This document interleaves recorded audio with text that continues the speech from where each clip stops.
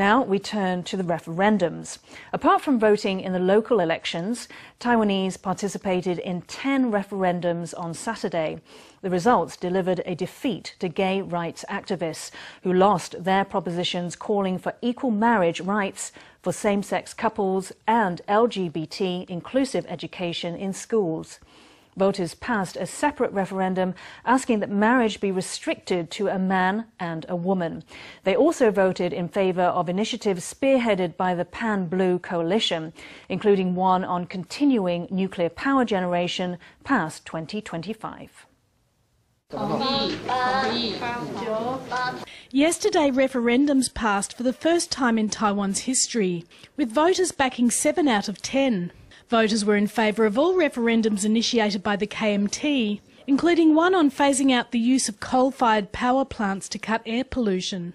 Voters said yes to halting the construction of coal-fired plants, including the Shenao Power Plant. They also said yes to keeping the ban on food imports from areas affected by the Fukushima nuclear disaster. Meanwhile, former President Ma Ying-jeou's measures on continuing the use of nuclear power picked up 5.89 million votes in favour.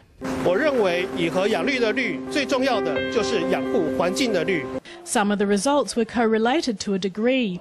3 referendums backed by a Conservative group each had over 6 million votes. The electorate voted down 2 propositions initiated by LGBT groups, which each had only 3 million votes in favour.